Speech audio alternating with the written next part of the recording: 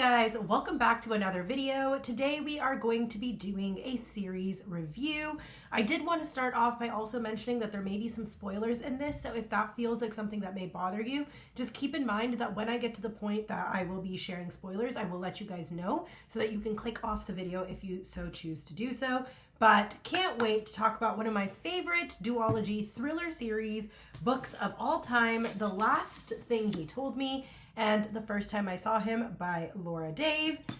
Let's get into the video.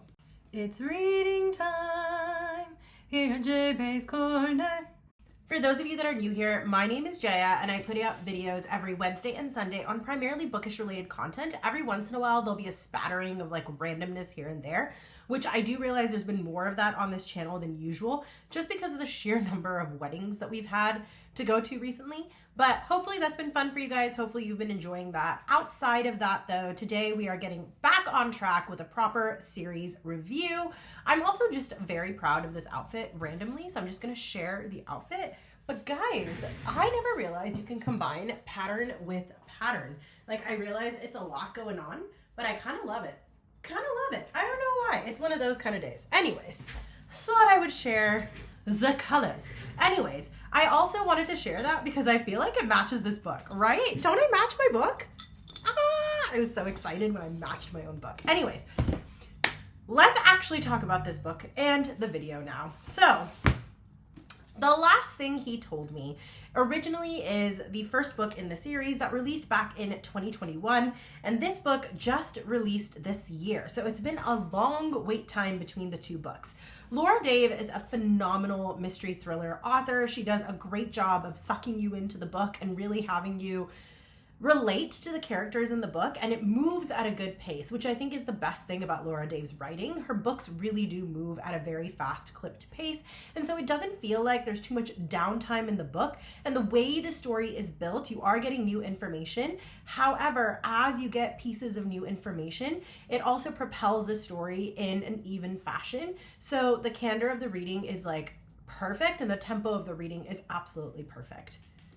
In the first book, we are following a main character whose name is Hannah. She was recently married to Owen and has moved into their home together in San Francisco, and she has ended up with a stepdaughter named Bailey, who's in her teenage years, and she's just struggling to really create a connection with the stepdaughter. However, overall life is going beautifully until suddenly she gets a phone call notifying her that Owen's office was raided by the FBI and he's gone and disappeared. So now she has to figure out what the heck is going on, and she also realizes that the man she married may not be who he seems. Throughout the course of this book, we are basically following her and Bailey as they run from whomever is giving them chase, and they try to solve pieces of the puzzle of Owen's history to try to understand what is actually going on. And Hannah's going to do everything in her power to make sure that Bailey is safe and protected, and Bailey becomes her #1 priority. Now, this book is such a beautifully written book. It was a solid 5-star read for me, and I absolutely love it. At this point, if you don't want any spoilers and you actually want to enjoy the story, I strongly recommend clicking off because I am going to get into the nitty-gritty of the story as it is required in order to talk about the second book. So I would recommend clicking off here if you don't want to get into spoilers. Okay, so moving on. In this book, we know that Hannah is now on the run with Bailey, and she ends up going from San Francisco to Texas. Now, that in particular was something that was very special to me, having lived in both cities and having, at the time, recently transferred from San Francisco to Texas as I was completing my residency programs and getting my first job. So that was another added benefit of this book, and the fact that it really highlighted Austin and Dallas, and those are the areas where I grew up since childhood, was just excellent cherry on top.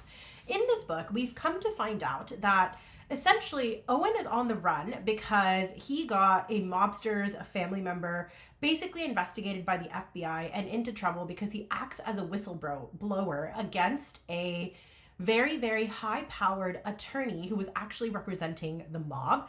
And the reason all of this takes place is because there was a woman who died who happens to be the daughter of the lawyer that was representing the mob and also happened to be Owen's wife. So he wants to do everything in his power to bring justice to his ex-wife. Now, in the process of, or his deceased wife, I should say, not so much that she's ex as much as it is that she's no longer in the picture. So He ends up like whistleblowing, running away, and providing information to the FBI that eventually leads to the capture of this woman who died's father. And he's now in prison. And basically, Nicholas is a very, very powerful character, and he recently got released from prison, which is why all of these events have now started.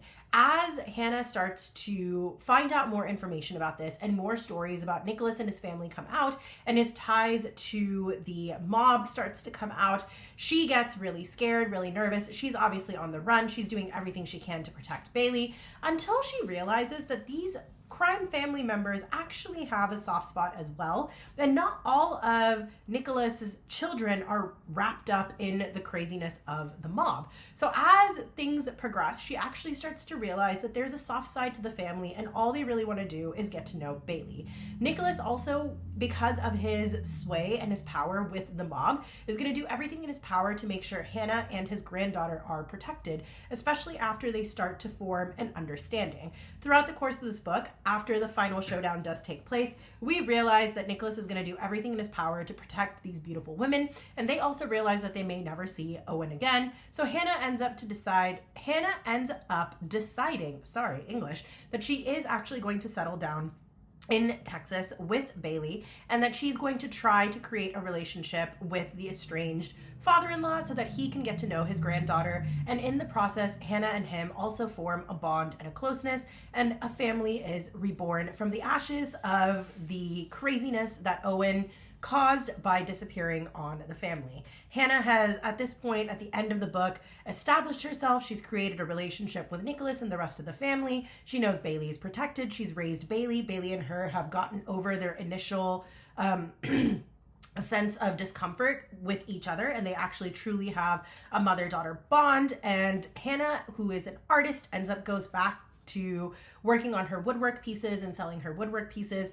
And at the end of the book, what really, really got us prepared for the fact that there was going to be a sequel is in the epilogue, she ends up getting ready to meet Bailey and her current boyfriend, who may be soon fiance, at the art show that she's working at. And she mysteriously sees a man who happens to stop by her workstation and reminds her very, very much of Owen, which makes her think, oh my gosh, the balances of the safety and the scales are now being tipped again, and a new adventure is about to start. So we've had about 5 to 7 years of peace since the initial incident where Owen disappeared, and Hannah and Bailey have made it home, and they've created a relationship with Nicholas and created protection for themselves, only to find out as years progress that, hey, maybe now all of a sudden that safety is being threatened and Owen has crawled out of the woodworks. So that's where the end of this book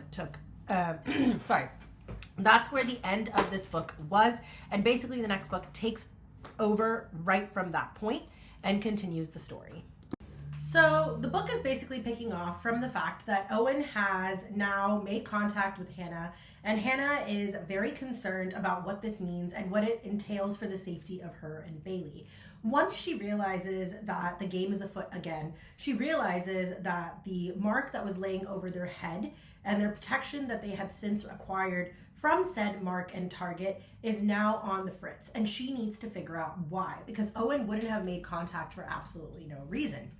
As Hannah realizes this, she also finds out that Nicholas is very, very ill and that his heart has been struggling. However, at the beginning of the book, he's still around. So immediately Hannah calls him and says, hey, I'm concerned. Can you tell me if anything is going on? And she finds out that the reason why there are whispers in the wind is because the mob family, the primary guy who was basically leading it, is about to step down and give his reins over to his children.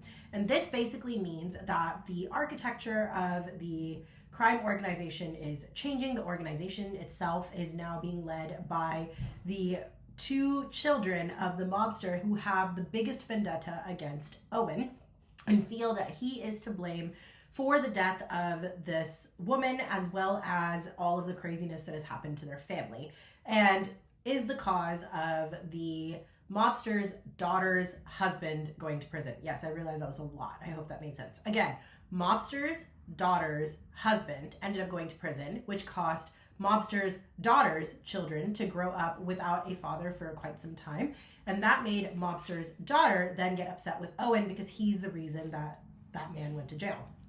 So now that all of this is starting to come out, Hannah realizes that she needs to be concerned, but when she reaches out to Nicholas, he states, you know what, I have obviously signed up for protection for you guys, so you should be okay. However, he also hears that things may be going a little bit south. At this point, Hannah is starting to get really nervous. She already has a go bag stashed and ready to go, and she reaches out to Bailey and says, hey, it's time, we gotta run. So with their escape plan in mind and with a private plane chartered to get them out of there, she is ready to take off when she gets the worst news possible. Nicholas has passed away. Now that we know that Nicholas is no longer in the picture, the danger to Bailey and to Hannah doubly increases, and they are very concerned about their safety and where to go next.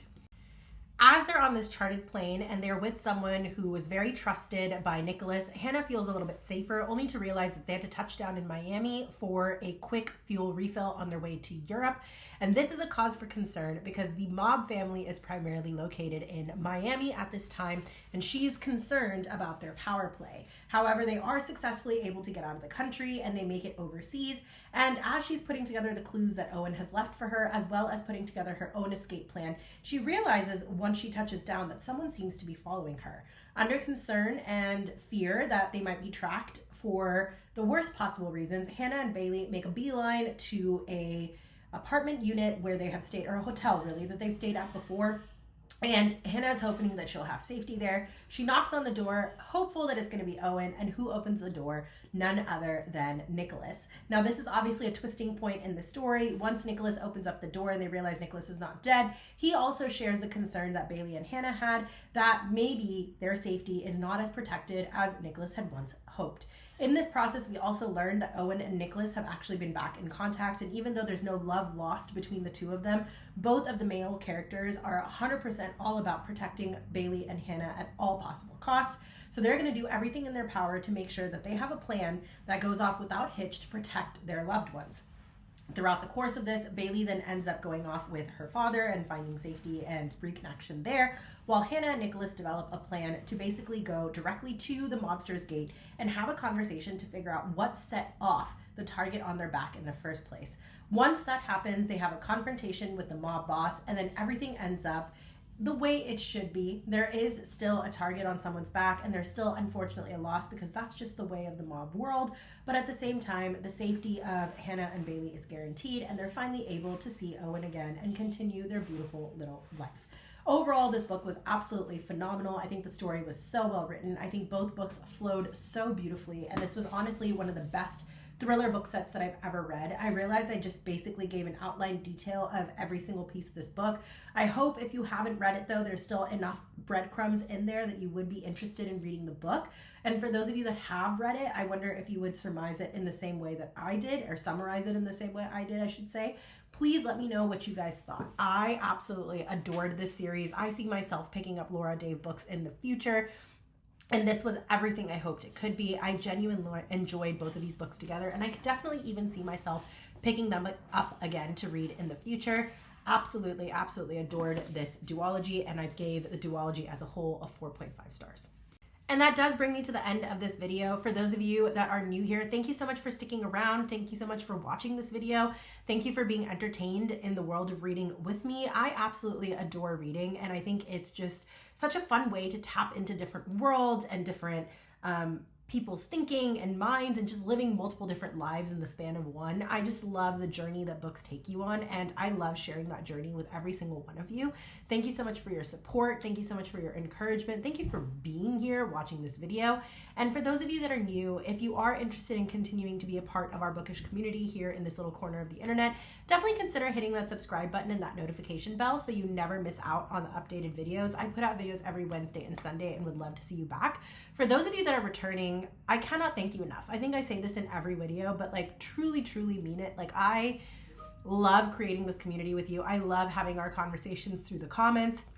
I love the encouragement that you guys provide to me. I love the fact that you take time out of your busy, busy days to sit down and spend a few, minutes with me, or maybe even in some cases like up to an hour to talk all things books and just experience life with me. It's just been such a pleasure to get to know everybody on this channel, and I cannot thank you enough. I just wanted to say, for everybody who watched this video and everybody who's here, wherever you are in the world, I hope you're feeling safe, secure, loved. I hope you're feeling cherished. I hope you're getting plenty of time to rest, relax, and read, especially in this crazy world that we live in. And I think that's one of the best things about reading is that it's truly an escape, but it also allows you to walk the lives of so many different people. And I think that's why this community is so open-minded, so kind, so loving, and why we can all connect no matter what, because there's something in a book for everybody. That being said, I hope you guys enjoyed this review, and I will catch you guys on the flip side with the next video. Bye, guys.